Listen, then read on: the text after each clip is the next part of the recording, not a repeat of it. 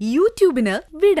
സൂര്യയിലെ എല്ലാ പരമ്പരകളും സംരക്ഷണത്തിന് ശേഷം തികച്ചും സൗജന്യമായി സൺ നെക്സ്റ്റ് ആപ്പ് ഡൗൺലോഡ് ചെയ്യൂ. കണ്ടാസ്വദിക്കാം നിങ്ങളുടെ പ്രിയ പരമ്പരകൾ. പവിത്രനില്ല, ഇനി നീയേ ഉള്ളൂ. നീ ഇത്തിരി ബോൾഡായിട്ട് നിന്നാലേ കാര്യങ്ങൾ നടക്കൂ.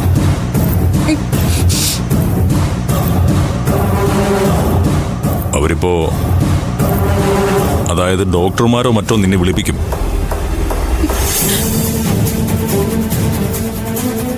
അവരാദ്യം ചോദിക്കാൻ പോകുന്നത് ഇതെങ്ങനെയാ സംഭവിച്ചതെന്നൊക്കെ ആയിരിക്കും.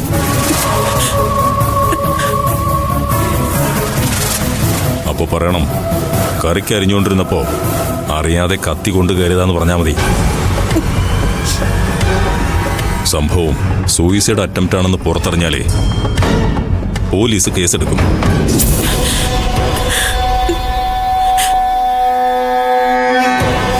നിന്റെ അമ്മയും കൂടി അകത്താവും.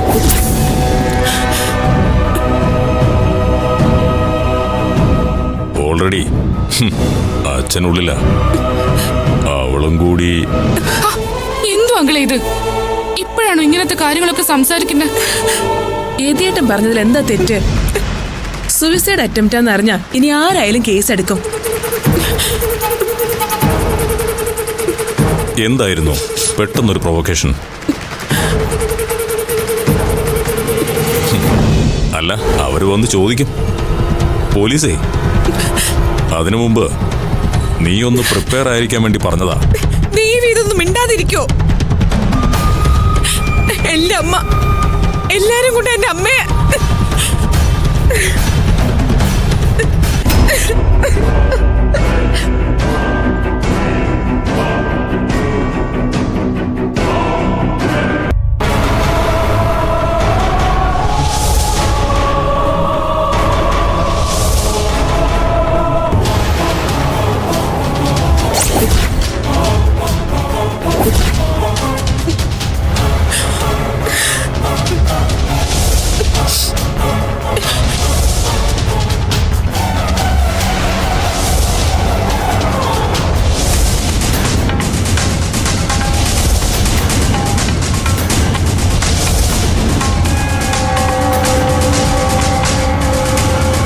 വേഗം പോ വിഷ്ണു. ശരി മേഡം, പോകാം.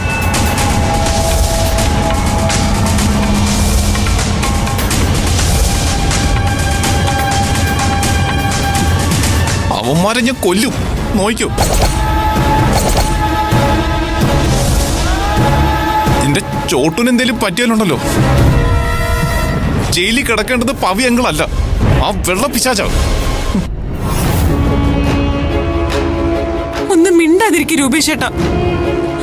അവരുടെ വണ്ടിയുടെ ഫോട്ടോ രൂപേഷ് ചേട്ടനും അയച്ചു തന്നിട്ടില്ലേ?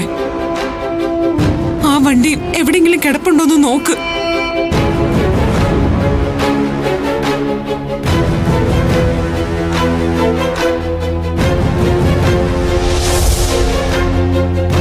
വിഷ്ണു ഇവിടുന്ന് റൈറ്റ് പോട്ടെ.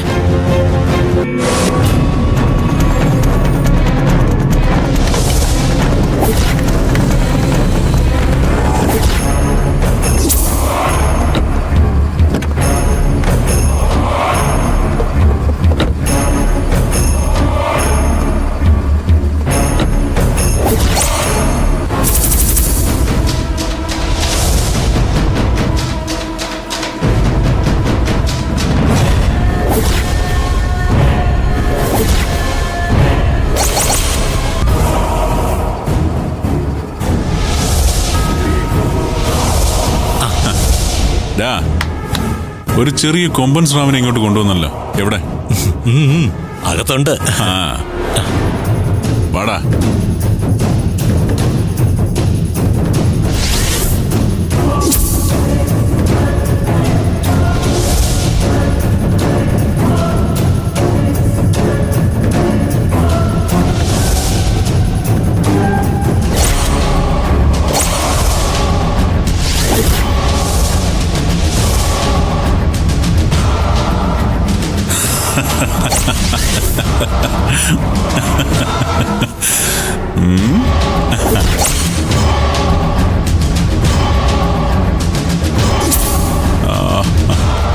അയ്യോ കഷ്ടം.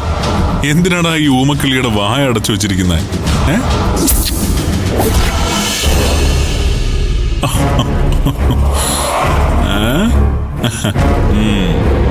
ഊമക്കിളിയാണെങ്കിലും ഇതേ നല്ല ഉശിരുള്ള കൊമ്പൻ സ്രാവിന്റെ കുഞ്ഞ അല്ലേ മോളെ?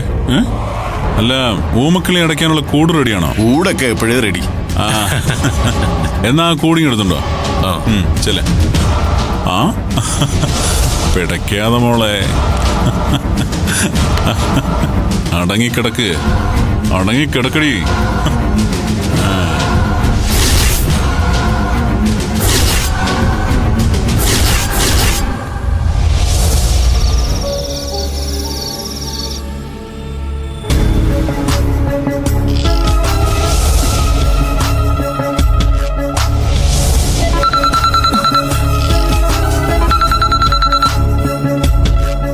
Hello sir. Hello Sumangala madam. ഞാൻ അവരെ കുറച്ചു മുമ്പ് വിളിച്ചതേ ഉള്ളൂ. മനയിൻകാവ് കഴിഞ്ഞെന്നാ പറഞ്ഞത്. അവര് നമ്മൾ പറഞ്ഞ സ്ഥലത്തെത്താൻ ഇനി കഷ്ടിച്ച് 1 മണിക്കൂർ മതിയാവും. അവരെ തന്നെ പോലീസ് ഇടയ്ക്ക് കൈ കാണിച്ച് നിർത്തി വണ്ടിയൊക്കെ പരിശോധിച്ചു നോക്കി. അത് ഞങ്ങളുടെ ഡ്യൂട്ടി അല്ലേ മാഡം? ആ സ്റ്റേഷനിൽ അലേർട്ട് കൊടുത്തിട്ടുണ്ട്. അതാണ് വരുന്ന വഴിയൊക്കെ പരിശോധന. പക്ഷെ ആളെ കണ്ടുപിടിച്ചു കഴിയുമ്പോ അവരെ രക്ഷിക്കാനും, അവരെന്ന് ഞാൻ ഉദ്ദേശിച്ചത് പ്രതികളെയാണ്, അവരെ പുറത്തിറക്കാനും മാഡം തന്നെ വരുമല്ലോ. നോ സർ, ഇത്തവണ അങ്ങനെയൊന്നും ഉണ്ടാവില്ല. സർ ഞാൻ വിളിക്കാം. ദർശനയുടെ ഫോൺ വരുന്നുണ്ട്. ആ ശരി.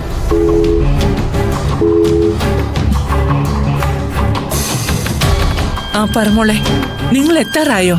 ആ അമ്മേ, ഞങ്ങള് പള്ളിക്കൽ എത്താറായി. അമ്മേ, യതിങ്ങളെ വിളിച്ച് ഗിരിജ മാഡം സൂയിസൈഡ് അറ്റംപ്റ്റ് നടത്തിയെന്ന് പറഞ്ഞു. അത് സത്യമാണോ? ആ, അങ്ങനെ ഒരു സംഭവം നടന്നു. ഗിരിജയ്ക്ക് ഇപ്പൊ കുഴപ്പമൊന്നുമില്ല. നീ ഇതിനിടയ്ക്ക് ഗിരിജയുടെ കാര്യം ഓർത്ത് ടെൻഷൻ ആവണ്ട.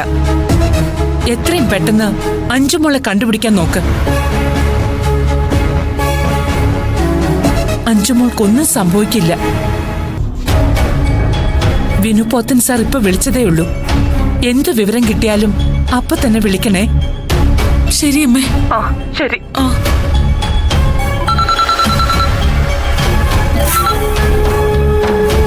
എന്താ ഏതി?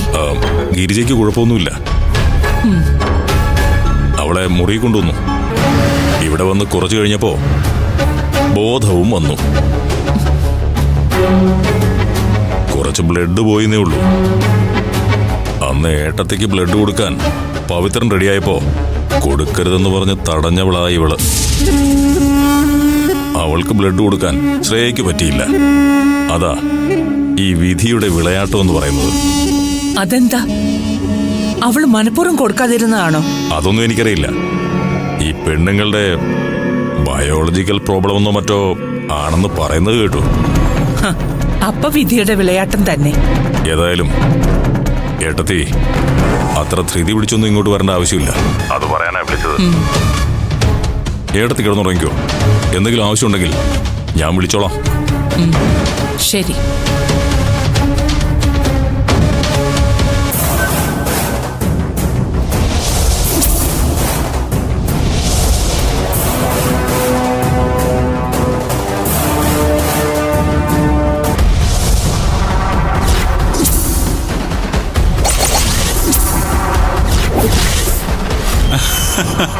താമരക്കണ്ണനുറങ്ങേണം, കണ്ണും പൂട്ടിയുറങ്ങേണം. കണ്ടോടാ, പിടിച്ചോണ്ടുവന്ന കൊമ്പൻ ഇപ്പൊ ഐസിൽ കിടന്ന് മയങ്ങുന്ന കണ്ടോണം. ഇതാ ഐസിന്റെ ഗുണം. എത്ര കിടന്ന് തുള്ളിക്കളിച്ചാലും ഈ ഐസൊന്ന് ശരീരത്തിലേക്ക് സ്പർശിച്ചാൽ തണുപ്പിന്റെ മാസ്മരിക ലഹരി ശരീരത്തിലേക്ക് അങ്ങ് പിടിച്ചു കയറും.